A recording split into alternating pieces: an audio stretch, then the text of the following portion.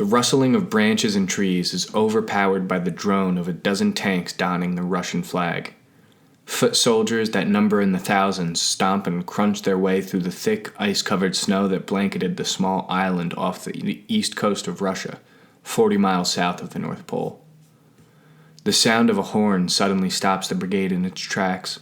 A man laden with warmth in this cruelly cold tundra buttons his mink coat and tightens his fur cap.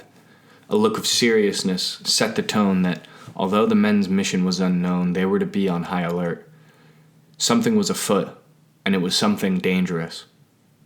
Frankly, they knew not of the dangers that lie ahead, apart from what the serious man had told them. His voice boomed through the dense thicket of shrubbery and trees, but boomed ever so slightly in comparison to the ability of his enemy. "We shall take no prisoners. The fruits of your labor shall be reaped.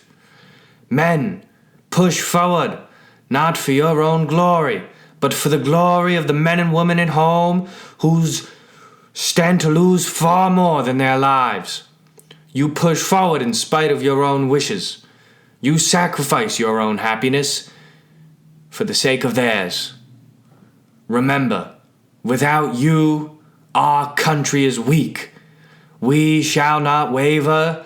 No."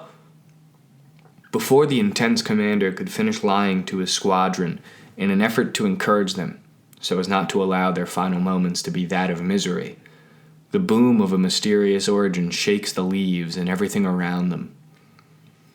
A bird comes flying without intention towards one of the men. It was blown back away from its branch by the shock wave of the beast in which calls this land home.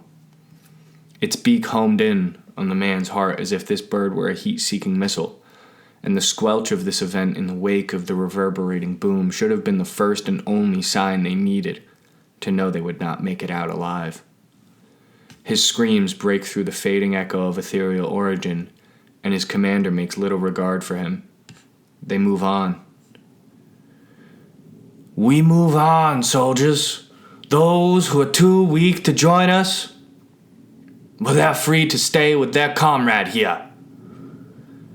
The squadron continues moving forward as they realize the real reason for their stop. At the line where the tanks ceased rolling forward was the body of a man. Planes fly overhead.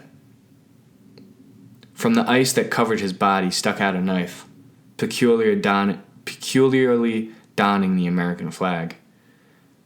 These men knew not that this was their comrade. One blurts out, "Damn cowards. These Americans always take the easy way out." Another retorts, "You weren't saying that when you visited their training camps, Egov." The men laugh together, not knowing that this would be the last time. The laughter fades when their attention is swayed to the loud clunk of what sounded like metal clashing against itself. That is what they heard, as the leading tank was now face first in a massive divot in the snow. Upon closer inspection, the men realized something far more bone-chilling than even the lowest temperatures combined with winds. 3 massive footprints lay imprinted at least 6 feet into the icy snow. Footprints that they themselves were at least the size of 2 fully grown African bull elephants. The echo of the great beast booms through the forest, visibly knocking over trees, not so far away anymore. Then the sound of fast-paced, deafening booms that were so loud your ears gave up trying to perceive them, and the reverberations of a shockwave so fierce it was enough to knock any known living creature on its ass. Something was on its way. They knew not what they heard, but the commander knew exactly what it was.